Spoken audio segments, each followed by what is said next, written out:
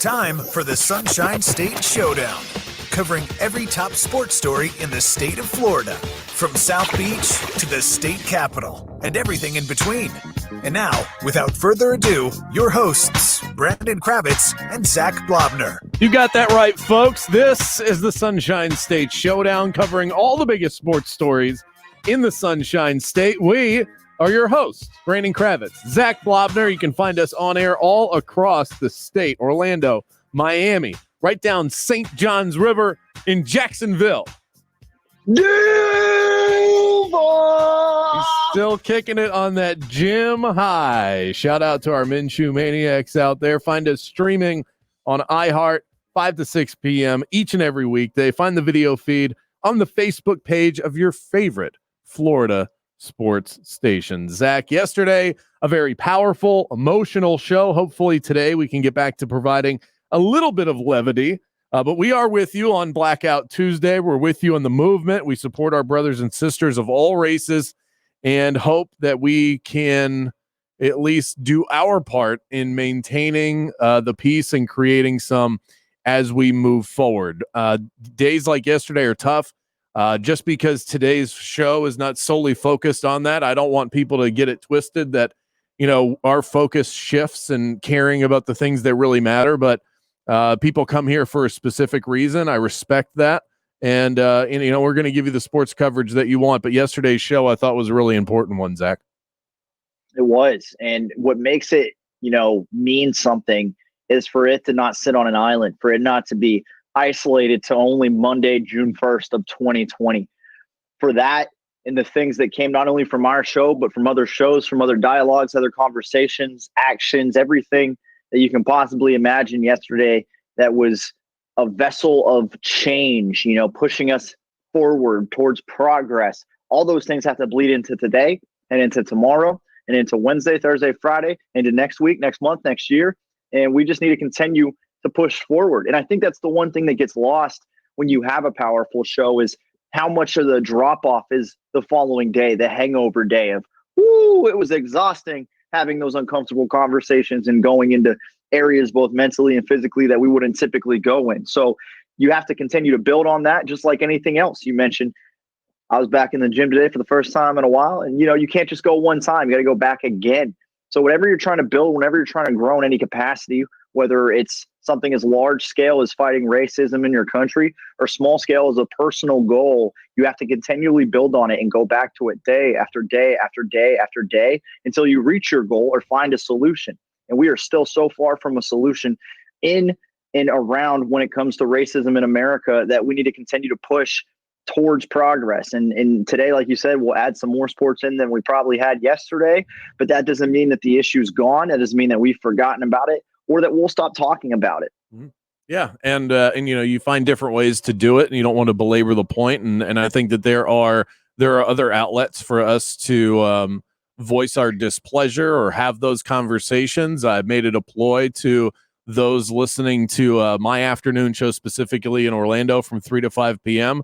If you've got something that you want to say, positive or negative, if you just want to have the dialogue, I mean, you can find me in a variety of different places. I don't hide, and I'm happy to have that conversation. I don't say that as a challenge. I say that as, you know, there are a lot of people out there, specifically in the Black community, that feel like their voices are not being heard. Well, I'm listening.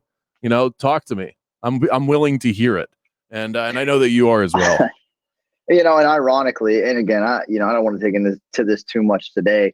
You know, I did 3 hours in Tampa yesterday morning with the guys over here at DAE. I did, you know, an hour with you in the afternoon in Orlando, Miami, and Jacksonville. And I certainly had a lot of conversations, and some got aggressive. And I'm going to tell you bluntly, the only ones that crossed the line were angry white dudes. I didn't have one person of color come at me in a way that we couldn't have an honest and an open conversation. I didn't have a female come at me in that capacity. It literally was all angry white dudes. And it's like, you're the reason for the most part, that we're having these conversations, that we're at where we're at. And I say that as a white dude. So, you know, look, that's fine. I'd rather have you come at me and say some of the things that I had to go through and hear yesterday. I'd rather have you doing it to me than a person of color or a female I can handle it. They shouldn't have to anymore, and they continue to. And that's not fair. And that's why I stand up, Brandon. That's why you stand up. That's why we're sitting here and we're like, hey, let's do this. Let's go at it. Let's have these conversations, and let's try to be respectful. But if you can't, aim it towards me. I'm fine with that. Let's go. And, I find it sort of ironic that we've been dealing with this coronavirus for the last couple of months. And not that viruses are new, but this particular strain and the way that this impacted the world was new. Racism is not new at all. But there are a lot of similarities between what we dealt with. It might be the oldest thing in existence, to be honest. It might be. And there are some similarities. Think about it. I mean, you go out and about. So now you're starting to make your way back out into the community. You're looking around. Everybody's a suspect. You know that it's out there, but you don't know where it's coming from. You don't know who has it. But you don't want to treat anybody as if they do. There's a lot of similarities there between racism and the virus. And I think the best thing you can do is protect you and your family and just stay safe. And I mean, it kind of works on both fronts. So again, we will dive into the lighter side of sports. Time for our opening round.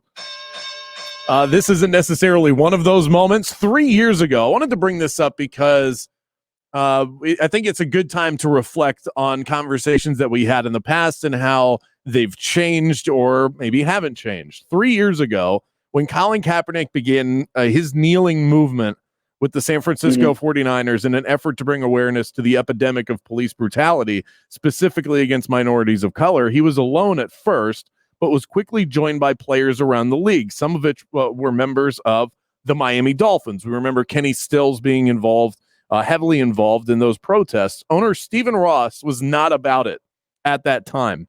In 2018, March of 2018, I pulled up the article today. He said that players would be forced to stand during the anthem. Now, he didn't necessarily back down off of that, but he has done a lot of great work in the community. So credit where credit is due. He wanted players to stand, but he understood where his players were coming from. He had that dialogue with guys like Kenny Stills on that Miami Dolphins team, and he did what I think people in his position should do. So this isn't about blasting Stephen Ross, but how are we different 2 years removed from that? Because it feels archaic, Zach, for an owner right now to come out and say, I demand you stand for the national anthem. And that was only 2 years ago.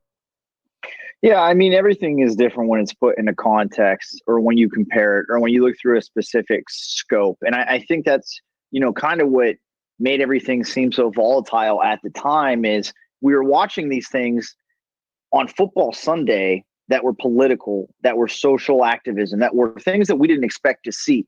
And when they were thrown at us, it was like getting sucker punched. We didn't know how to take it. I didn't, at least. And let me only speak for myself. And I know there's a lot of people that felt the same way I did. And I mentioned this yesterday in our interview that we had with a local police officer in Orlando.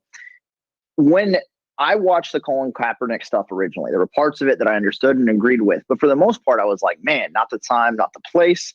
There were aspects of the socks that he wore depicting, police as pigs and things that I was like, dude, I'm not for that. I get where you're coming from and I want to help support your message, but there's some things that really rubbed me the wrong way. Hindsight being 2020, the things that quote unquote rubbed me the wrong way are minuscule now when I look back on them compared to what we're going through and the things we deal with daily and the things we already were dealing with daily prior to the last 2 murders we know of alone in the Black community to the hands of cops or hillbilly white folks that thought a guy was trespassing and stealing or whatever the story was with Ahmaud Arbery. I mean, the whole situation, Brandon, in 2020 is so different. And it's ironic, right? Because I say hindsight's 2020, we're in 2020. And it's crazy to look back on. But that's growth, right? That's becoming better.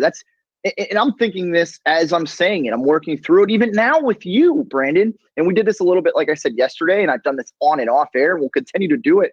But you work through things, you grow, you build. And what I maybe would have been more irritated about when it came to Kaepernick a few years ago, I'm more understanding of today. And I hope to be more understanding tomorrow than I was today in this moment. And that's the whole process, right? As long as you're moving in that direction, and sometimes it has to be more rapid than others, and sometimes it's more dire than others, but nonetheless, you keep one foot in front of the other, left, right, and for change, and for progress. And to be able to look back and see that you feel differently, that you're more understanding, that is growth. And anybody, whether it's Stephen Ross, the owner of the Miami Dolphins, whether it's Zac Blobner sitting here on the Sunshine State Showdown next to Brandon Kravitz, whether it's you listening, whether you're watching on Facebook or Twitter, whether you're listening in Miami or Jacksonville or Orlando or on the iHeartRadio app, wherever you may be, that's the idea, is to grow. It's okay if yesterday you were ignorant and you didn't understand it. I certainly am less ignorant now than I was then. I hope to be even more so tomorrow, and that's okay.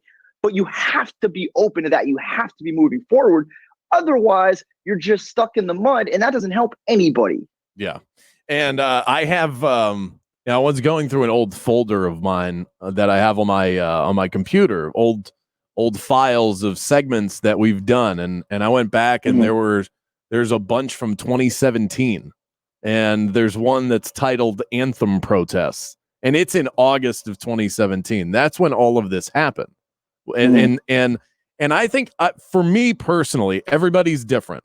I was as inflamed as anybody that was anti-Kaepernick in that moment that we reacted. This was before he even really explained himself. We were just reacting to him not standing for the anthem. And I believe that that's what I have saved on my computer. I cringe at the idea of going back and listening to that. I think I developed pretty quickly in terms of understanding where he was coming from, the things that bothered you about it. This is the same things that bothered me and a lot of our listeners. There were gaps within the consistency of Colin Kaepernick's message, but his message was one that we should have listened to, because we find ourselves in that position now. And like you said, everything else was us just picking apart a message for the sake of filling out 3 hours of radio, having something to get angry at online. I think that this is the lesson to take from it. Let's look at the core of the problem, and then let's attack that. And rather than attacking the things on the periphery that are easily debatable. And so I don't know that I will go back, but I have it saved on my desktop. And I might just go back and listen to that. No, you should. Not, do it on your own time. But I think that again, it's good to see what you were and where you're at. And there's growth in that, to be able to compare the two and think, I can go even further. I can be even more understanding and less ignorant. And I think it's good to look back on those things, whether it's a bad take on sports or on life. It's good to see that growth. And if there is no growth, then that you got to do something a little differently. I'll point this out, the last thing. And listen, again, it's so different in 2020 than when it was in 2017. But I pose this question to you, Brandon, and you listening. If Kaepernick in that situation never happened, let's just say Kaepernick stayed in the league and he was a middle of the road quarterback. Let's say he was, in a situation similar to Ryan Fitzpatrick. I won't even say he's, crushing it. Let's just pretend like he's on a team he could potentially start, right? And let's say he never did any of the kneeling. And then all this stuff happened the same way it's happening.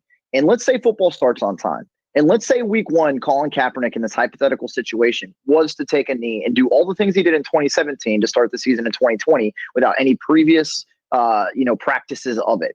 I think we would all as a nation react a lot differently. And that is telling, again, to the whole concept of how bad and the things that did irritate us, to be able to look back at it and say, okay, well, what if you did that in 2020? We'd welcome it, because you know what? It's better than rioting and looting, and it's better than people dying in the streets. And again, that's what he's protesting, by the way, is the racism in America and people dying in the streets. But with that being said, again, we would approach it in such a different light. And, unfortunately, sometimes you're just ahead of your time. You're saying he was ahead of his time. I want to believe what you just said. I don't believe that at all, that it would be any different. If we had never seen that done before, we would have reacted. Think it would be any different? I really don't. Capacity. I don't think it'd be any different. Remember, this was only 3 years ago. It's not like this kind of people weren't rioting in the streets and setting cars on fire.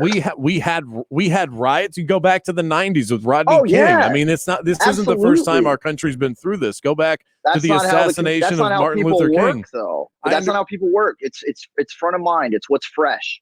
That's the thing, is when he was doing it, there were injustices being done, but it wasn't nearly as volatile as the situation we're looking at now across the country. But what people reacted to then wasn't about his stance against police brutality. That was never the argument for those that could not stand Colin Kaepernick. It was about his disrespect to the American flag and the perception that they had that he was disrespecting the flag in the military. Right. If we had never seen him do that before, the reaction would be just as visceral. Now, where I will agree with you is that if he were to get signed, or if other players take up his cause and the season starts on time or whenever it starts and they start kneeling now, the reaction will be completely different. That I completely agree with, because we've already gotten over. We had 3 years of that conversation with Colin Kaepernick. So by now, you have gotten that part of the discussion off your chest. You're with them or you're not. If you're against it, you have spoken your mind to the point where you are exhausted.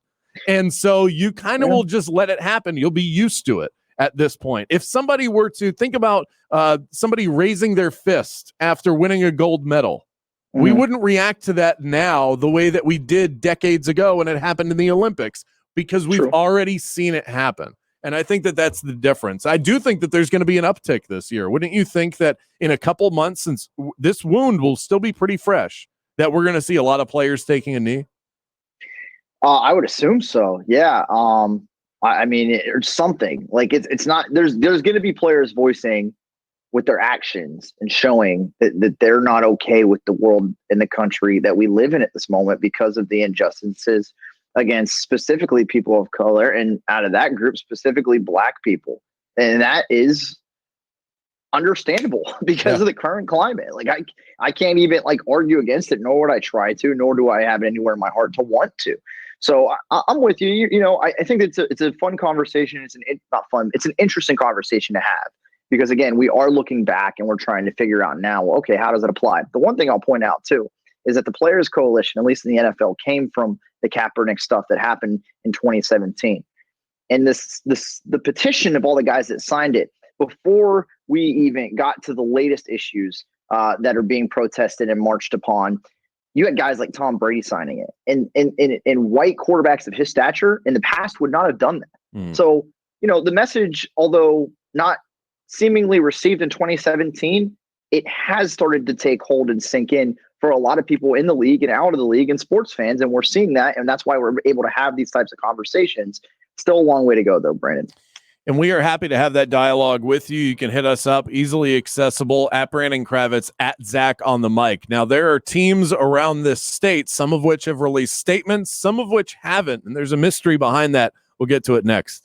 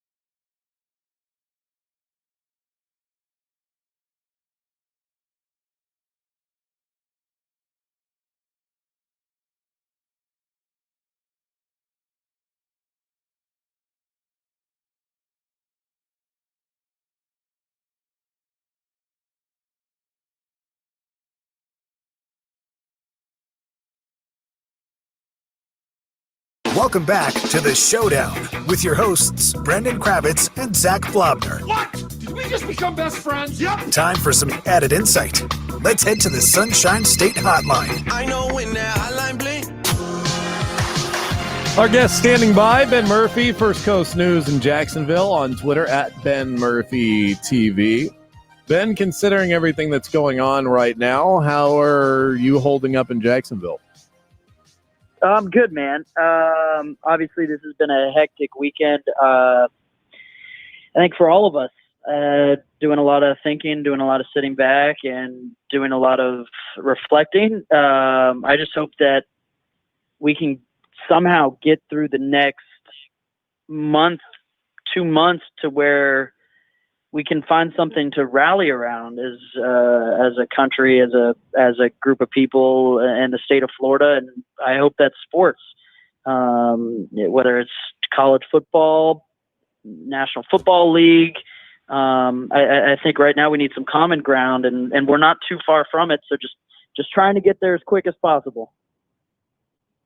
Yeah, absolutely. I echo that, and I'm sure Brandon does as well, man. We're all certainly, living through very much the same time right now. And I don't want to say we're experiencing the exact same things, but I will say, at least on the sports side, we are, right? We're still waiting to have games back. And that's, you mentioned uniting. Like, that is an area where sports fans have all been starved in some capacity as we do wait for things to get back and get going. We saw it last week, and we talked to you about it, Gardner Minshew having his conference call and chatting and really kind of just giving you some insight into what he's been up to this offseason. Brandon now has a poster of him in his bedroom, which is weird, but I guess, it's just like everybody else in Duval. No, all jokes aside, though, from the sports side, it does feel like, based on what we're seeing on social media from the Jags, that they're starting to get on the same page. You're starting to see guys work in and around, I don't know if they're on the practice field or if they're at the stadium, but we're starting to see some guys that looks like trickle in around the area and get to work.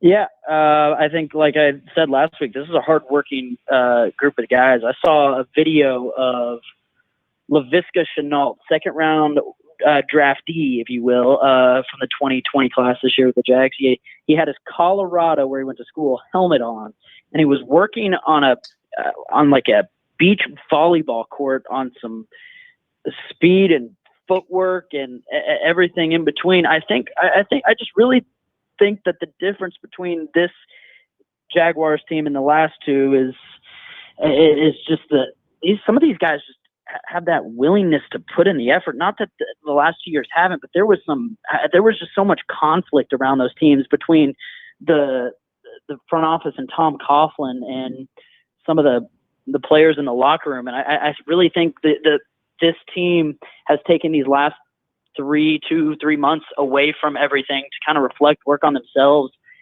realize what they need to do, put their head down and get it done. And they've brought in a draft class that is collected of high character guys who are willing to work and who are willing to put in the time on their own. And granted, we got to see if it translates to the field and how much success they can have as a young team early. But everything we've seen, or as we're allowed to see via social media, has shown these young guys putting in the work and putting in the reps. I love me some Laviska Shenault. I have made that known many times on this show. I like to see him getting to work out there all by himself, making it happen. I think he's going to be an outstanding rookie as long as he can stay healthy. The health is really the only concern there. If the Jags are going to overperform this year, then that's a good sign for Doug Marrone. What do you think they need to do? What does he need to do in order to keep his job? Because of all of the coaches in the NFL, he might feel like the biggest lame duck coach in the league. Some would say borrowed time, based on last year's result. I think that at the end of, or I guess you could almost say three quarters of the way through the season, some had it as a foregone conclusion that he wouldn't be back in 2020. I think you have to see progress from last year. I hate to have to put a win total on it, but if he could get this team to 6 wins, I would not be shocked to see him back in 2021 with what he's got. And I know I said this on the show last week. That's very doable. I think the expectations around this team nationally, from a national perspective, with the Vegas over/under being 4.5 wins, it's probably a hair lower than I would put them at if they can stay healthy up front. I think if Marrone can get them to 6 wins, you should see him back in 2021. I think that what they did, letting go of Tom Coughlin this past season, really said a lot about what Shad Khan at least believes was the virus or bug from the transition to 2017, 2018, and then 2019, because he could have easily just cleaned house at the end of this year and no one would have questioned him for it. But he didn't. And he kept Caldwell and he kept Marrone because he believes that they helped solidify that foundation to get them to that AFC title game where they eventually lost to New England, and wants to see if they can recreate that magic in the next 2 years. But to do that, I think Marrone's probably going to have to get 5 or 6 wins. I'm going to say 6 out of this team in order to return in 2021. Another subject that me and Brendan had already touched on is how when you look back at 2017 and we think about the Colin Kaepernick protests and how polarizing they were, whichever side you were on, that here in 2020, it's a much different scope to look at them through. I believe, if I remember correctly, the Jags allowed their players to kneel. What was their situation back then? And how do you expect them to potentially handle, similar protests basically from their players this season if that is the case? Yeah, I think Shad Khan, the owner, was pretty upfront with his guys. I think the image that sticks out with me is there was some controversy with the Jags and not wanting to have their players kneel, but Shad Khan came out in the game. I believe the game was in London, and how they handled the situation was he locked arms with the team and the players. I think there's a solid image of Telvin Smith and Shad Khan, maybe Calais Campbell, arm in arm. And I think Shad actually has a pretty good, outside of Yannick Ngakoue tweeting at Tony Khan, I think Khan has a pretty decent relationship with the players. I think the strain from this team that we've seen, but from subtle jabs and other comments, the strain during that time came from TC, came from Tom Coughlin. And now whether that is a scapegoat or not to be determined based on how things are handled. And obviously they're going to heat up again come first game, maybe even the preseason game when we get to those. The situation and how things are handled are going to be flared up. So whether that, I guess, turmoil was created between Coughlin and the players will be known for sure come this first game. But I think Khan has a pretty solid hold on and grasp on what this locker room wants. We're talking to Ben Murphy, First Coast News in Jacksonville. It is odd, though, with the Jags. It seems like they've been mysteriously quiet at a time where, I mean, like it or not, at this point, it's almost in vogue to post something in support of the protesters and against police brutality against minorities. We're seeing most teams in sports leagues and high-profile athletes do this. We're not seeing a lot from the Jags. What are your thoughts on that, and what have you heard? I haven't heard a ton about it. To be honest, if I had to put a guess on it, this is just a backing. It all comes down to money, and everything does come down to money. And whether that's the social media team wanting to steer away from a crowd that they want to necessarily, I don't think they want to. The word I'm looking for is, I guess, void out a group of people. I think they're just trying to lay low at this point with everything that's gone on. I don't really have too much to add on that other than, look, I think they're just trying to kind of steer clear and play this right before we get to that time where, like we just talked about, it's going to flare up come preseason game number 1.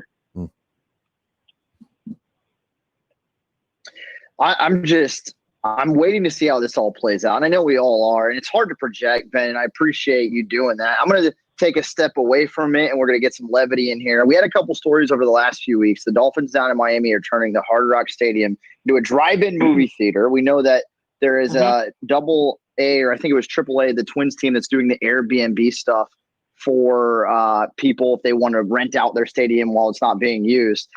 Would you rather, and Brandon knows I love my would you rather. Here we go. As he gives me a slight grin. Would you rather go see a drive-in movie at the Jags Stadium over there in Jacksonville, or spend a night or a week? Let me say a weekend. Would you rather spend a weekend Airbnb-ing the Jumbo Shrimp Stadium? Ooh. Oh, so Jags Stadium movie, Airbnb, Jumbo Shrimp. Or just a giant And you plate. can pick the movie. You can pick the movie. It can be one that hasn't even come out yet. Or It can be a new one if you want. Or you can stay Now, home can and we eat a play- giant plate of jumbo shrimp. That's not on the table, Brandon. Yeah, can we hook up like FIFA or Mario Kart or something to the TIA Bank Jumbo? Absolutely. Jumbotron? Is that on the that's table? fair. Solid That's options. on the table. All right, we're going that route instead of the movie. Maybe get a little game at NCAA 14, and if we could weasel that out, I think if that's part of the contract, I'm going there. Hey, if you can afford it, man. NCAA 14, I think, is running for like $1.50 these days. Ben Murphy, First Coast News in Jacksonville, on Twitter at Ben Murphy TV. We appreciate your insight in all things Duval. We'll catch up next week, my friend. Absolutely. All right, we close it down. We'll fly coast to coast around the state. You're listening to the Sunshine State Showdown.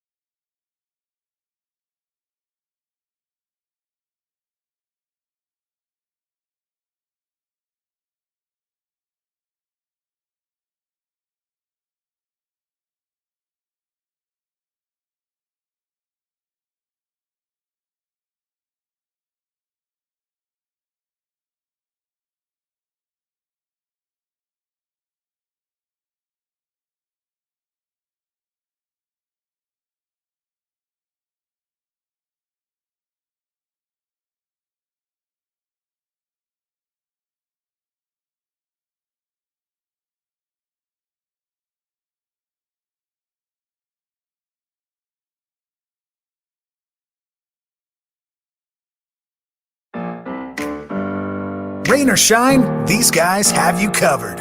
Now back to the Sunshine State Showdown with Brandon Kravitz and Zac Blobner. Well, isn't this fun? Look, so many ways that you can keep up with this show. You can find our video stream on Facebook and Twitter at 96.9 The Game, at The Game Jacks, at 940 Wins. You can follow us as well at Brandon Kravitz, at Zach on the mic. We're covered everywhere. We're all over social media. Follow any one of our great affiliates. You can follow us, and you can find our podcast if you missed the show. You can find that on iHeartRadio. Just search Sunshine State Showdown, uploaded daily. Hey, look, if you're ready, I'm ready. I think we're all ready. Let's see what's on Zach's mind today. Blobner's Big Bite. You're gonna need a bigger boat. You know what's on my mind today, Brandon Kravitz? What? Black squares. Squares that are black. Let's Being talk about shared as it is Blackout Tuesday. And listen, I love the movement. I love the support. I love people coming together and showing a united front. And I'll say this, there's no shame in like sharing a black square. It's literally the least you can do to support change and progression and shutting down racism in America. But I challenge you to not let it be the only thing you do. And listen, if you're just like me or Brandon or, you know, one of your friends, and there's not a whole lot you feel you can do, and you're like, I can do that, what else? You can donate. You can go out there and peacefully protest. You can call and have conversations with people that you know it's going to be uncomfortable, and try to just get to the nitty gritty with them about why it is uncomfortable for them and help them work through it. And you might lose friends and you might get upset with family members in the process, but that's the only way to incite change, is to go into those uncomfortable spots, as we talked about yesterday. I want to take it a layer further, though. I want to get past me and you and I and everybody surrounding us. I want to talk about these professional teams in our cities across America, especially here in the Sunshine State. Get them, Zach. You should, if all you're doing is putting out the black square and saying, we're with ya, that ain't enough. You are supposed to be a leader in your community. So whether I'm talking about, you know, the Dolphins, the Jags, where else? The Magic, the Panthers, the Lightning, the Rays. I mean, we go through all of them. You need to do more than just simply sharing that. Now, I saw some messages put out there. I know Brian Flores and the Dolphins did. Derek Jeter and the Marlins did. I know the Lightning and the Jeffrey Vinnick owner group did as well. But if you're a team, and up until this point, whether you do it or you're like the last to do it, that ain't good. The Jaguars, I haven't seen a tweet from them in 2 days that's worthwhile. Same thing goes for the Bucs. You know, here, and it's mind-blowing to me. You're supposed to be a pillar in your community. You're supposed to help lead change, lead the people, be on the forefront. And this time, more than any, there's no games being played. You can't hide under a rock or behind preparation for next Sunday's like kickoff. You need to be on it. You need to be doing more with it. And I'm ashamed that we're not seeing more. And I mean, it's not just professional teams either in this state. We've seen some of the Power 5 schools around the country, coaches a little bit slow to come out. Dabo Swinney recently had to explain why he didn't put anything out. And you know, I've seen some of the professional teams in this state, you're right, have been slow to come out and support the movement or haven't at all. And I don't think that every business needs to do this. Not every person needs to do this. But when you house 90% of your employees that hit the field or the court are black. Preach, bro. Preach. Then Preach. You might want to get behind the movement, because that's what your employees are going through. And that's what a good employer does, is they support the people that they pay and that do the heavy lifting for what they do to make money each and every single week. That's what surprises me about this. But here's where I'm conflicted, Zach, because I'm somebody that's shared those messages. I'm also somebody that I don't like the idea of guilt tripping those that aren't racist into just posting something so that you can get it out there. If it's not you to do that, then I don't want to force you to do it. Feel comfortable with what you're posting, or don't post anything at all. The most important thing you can do is not be racist. And if you're not being racist, then step one, you can check that box, and it's the most important box to check. And that's where I just worry that some of the statements we've seen put out are simply for PR sake. And is that good enough? 1,000%. So would you 1,000%? Would you rather a disingenuous hollow post that looks good on paper than nothing at all. And I think that there is the decision. Neither are okay. Neither are okay to me. Then that's fine. But I think that that's something to think about is if you see, we'll just say the Jags, okay? And it may be not fair to single them out. If you don't see anything from them, but then something came out and they were the last ones to come out and they did it simply because of social pressure and they didn't do anything to back up what they said in terms of how they're going to support their black players and the minorities in their community. Is that any better? Just because they released something, you feel better about yourself? And so not at all. I think that sometimes the statement is important. What's behind it is more important, of course. If you care about black people performing for you on the field, you should definitely give a damn about them dying off of it. And that's why if you're the Jags or any other team, that you need to say something. You need to speak up. And racism in America exists. And for me, if you ignore it, you support it. Because by ignoring it, you're allowing it to live on and fester and be a thing. And you can't hide from it. It'll never change if you hide from it. And again, I'm not perfect. I'm learning. I just mentioned in 2017, I was more critical of Kaepernick than I will be in 2020 because I'm learning. I'm becoming less ignorant. And again, if you're one of these teams that employs so many African Americans and all you're doing is putting out a black square to show that you got their back, be better, do more. Well said. You can hit us up at Brandon Kravitz, at Zach on the mic. Ben Murphy, First Coast News in Jacksonville is next.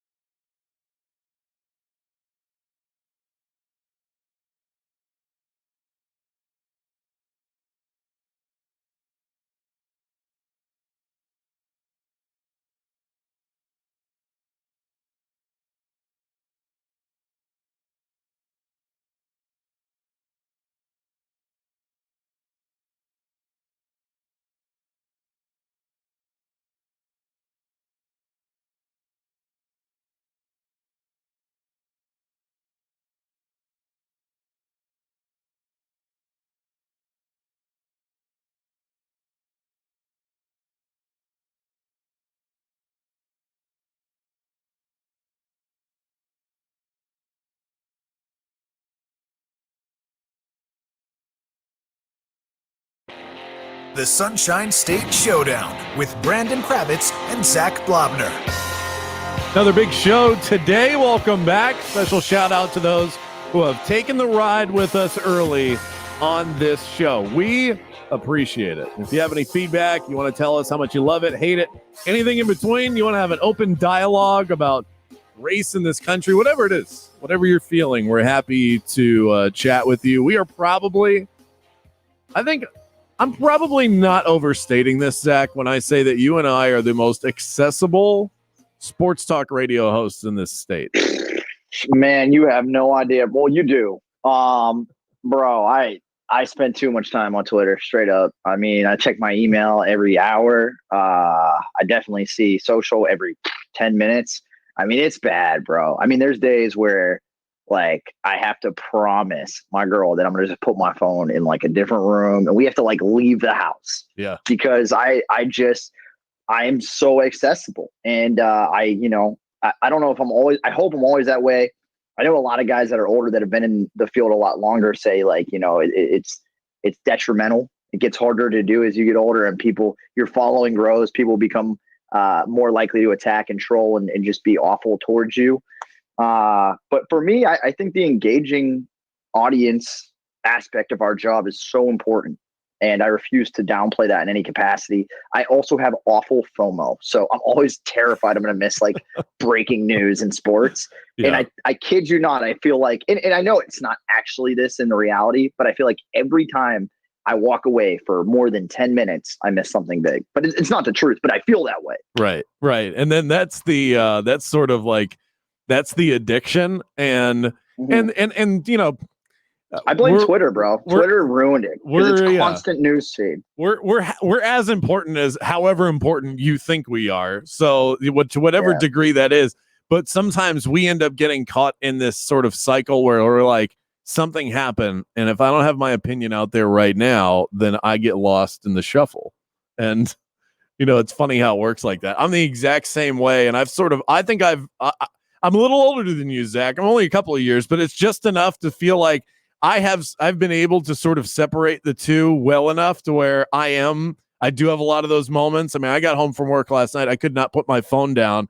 And I felt myself like 30 minutes in, I hated myself for it. There was like that self-loathing where I'm like, what am I doing? Yeah. Why am I doing this? You just got done with 3 hours of radio. You did all that prep beforehand. I think you've spent enough time online. I don't think you need another opinion or video on what's going on out there. And you just want to be plugged in. But and so for the good and the bad, and I think that the fact that we are younger than most that do this in this profession and specifically in this state, we grew up with it a little bit more. And the fact that we're used to taking those punches. And so the fact that they come, we expect that. And I don't think we're as offended by it as some other people might look at that and go, well, I don't even want to look at this. I can sift that out. It's like I can filter that through my mind and then just sort of press on, because that's that's the nature of the beast. If you throw a tweet out there and it's opinionated, somebody's going to bark back at you, period. It's going to happen. So, either get comfortable with it or don't send anything out. And that's where I think a lot of people that maybe they're more thin-skinned or they're just not used to seeing that instant reaction. I mean, if you did radio in the 90s, you either got phone calls or you didn't know if anybody was pissed off with what you said, period.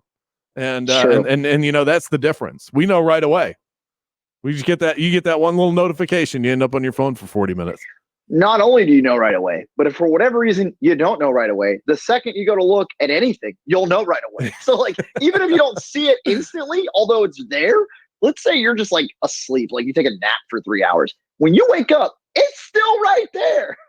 I think I'm forgetting something. Let's go coast to coast. Coast to coast and throws it down.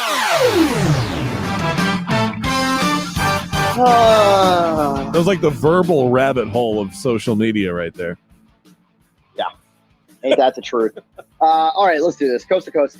Rob Gronkowski, Tampa Bay Buccaneers tight end. That has a nice ring to it. No longer the WWE 24/7 champ. R-Truth. Caught him, man. He was a gardener. He was dressed up. He faked helping out Gronk at his house. And before Gronk knew it, he was being pinned. and he is no longer, a WWE champion at the moment. Unbelievable. I worry how much this is going to ding his confidence, not only as a Gardner, but as a tight end in the NFL. I mean, are we going to see the same Gronk now that he's titleless? I know that I always feel better about myself when I've got a strap to carry around. I worry about Gronk. Is he going to be the same guy? Hot Take Radio. I was really hoping Tom Brady would be the one to win the belt from him, but some dreams just die in place. Or Dare Ungumbawale. Woo, my dude. I love you some Dare. Fantasy sleeper of the year. All right, let's move on. We haven't talked a ton of hoops today, but the last time I checked, and I don't know if you saw, I tagged you in the tweet, Disney has figured out where it's going to house these NBA teams. Have you seen it, Brandon? I tagged you. Coronado Springs, beautiful resort. They're about, I really did a deep dive into the resorts at Disney because of the complaints. Coronado's a good That's one. a really good one. There are about 12 high-level deluxe locations that these players could stay at. And the number is even higher than that. But if you want to go like the highest end, there are about 12 of those locations on the Disney property. There are roughly 100+ hotels that you could stay at on the Disney property. So even if the parks open back up, you could still have people come and stay there and house NBA teams, and none of them have to see each other. Don't worry about any of that. They can still have the playoffs at Disney, stay at nice hotels, and not be bothered by those that are guests of the park. So you can accomplish all of those things. That's how big Disney is. Would you consider it a staycation for the Magic? Because Orlando players and personnel, they're in now as the last seed. They're going to have to stay on property. Like, that's the whole idea, is to bubble the NBA teams all together. So Orlando Magic players are going to have to travel like 10 minutes, and it's a staycation. That's the whole idea, right? I mean, I get it, but I think it's really ridiculous. I think Magic players should be able to stay at their homes. I mean, that defeats the whole purpose. If you're worried about hotel accommodations, there's one less team that needs to stay at a hotel. They already have a place that's right down the road. Just tell them to be adults and don't go out. Why can't we trust people to just be responsible? What's so hard about that? You got to treat them like they're prisoners? Let them go about their business. That does it for us. Brandon Kravitz, Zac Blobner, the Sunshine State Showdown. Catch the podcast if you missed the show on iHeartRadio. We're back tomorrow at 5.